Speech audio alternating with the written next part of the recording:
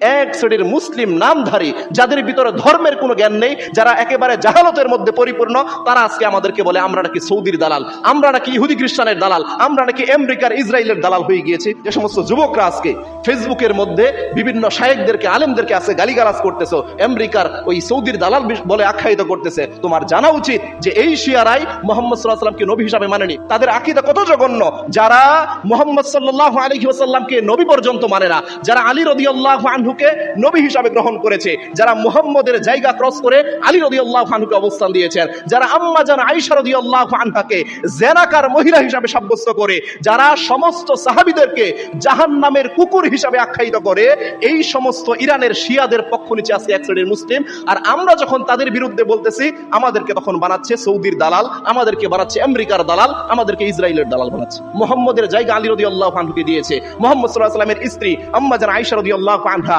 যাদের ব্যাপারে আল্লাহ বলছেন এরা জান্নাতি, এদের প্রতি আল্লাহ সুবহানাহু ওয়া তাআলা সন্তুষ্টি, রাজি হয়ে গিয়েছেন, সন্তুষ্ট হয়ে গিয়েছেন। তুমি দেখাও তো গোটা বিশ্বের মধ্যে যত মুসলিম রয়েছে, কয়জন মুসলিমের মধ্যে আল্লাহ রাজি সন্তুষ্টি প্রকাশ করেছেন? এমন একজন মুসলিম দেখাতে পারবে?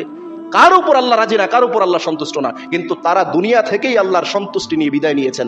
তাদের ব্যাপারে যারা বলে এরা জাহান্নামের কুকুর, এরা জাহান্নামী, এরা কাফের মুশরিক, যাদের ব্যাপারে বলে তাদেরকে আজকে তুমি বন্ধু হিসাবে গ্রহণ করেছো। তুমি বলতেছো যে ওই ইরানের শিয়া মুসলিমরা তো ফিলিস্তিনি ভাইদের জন্য তারা পাশে দাঁড়িয়েছিল, তাই বলে কি তাদেরকে আমরা বন্ধু হিসাবে গ্রহণ করব? তাই বলে কি আমরা তাদের সাথে বন্ধুত্ব করব? বিষয়টা এমন নয়। ইব্রাহিম আলাইহিস সালাতু ওয়াস সালামের সবচাইতে বড় শত্রু ছিল নমরুদ। আর এই নমরুদকে আল্লাহ সুবহানাহু ওয়া তাআলা ধ্বংস করেছিল কিভাবে? একটা মশার মাধ্যমে না?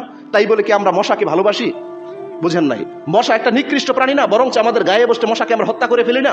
তো এই মশা ইব্রাহিম আলাইহিস সালাতু ওয়াস সালামের পক্ষে গিয়ে তিনি নমরুদকে হত্যা করেছিল। তার মানে এই নয় যে আমরা মশাকে ভালোবাসতে শুরু করে দিয়েছি। ইরান আজকে যখন ফিলিস্তিনের পাশে দাঁড়িয়েছে, তার মানে এই না যে আমরা ইরানকে ভালোবাসতে শুরু করব। তারা মুসলিম হয়ে গিয়েছে, তারা হকপন্থী হয়ে গিয়েছে, তারা আমাদের ভাই হয়ে গেছে। বিষয়টা এমন নয়, বরঞ্চ দুইটাই শয়তান, একটা কুকুর একটা শিয়াল। দুই কুকুর শিয়াল মারামারি করে মারা যাক, এতে মুসলিমদের কোনো ক্ষয়ক্ষতি হওয়ার কিছু নেই, মুসলিমদের মায়া কান্না দেখানোর কিছু নেই।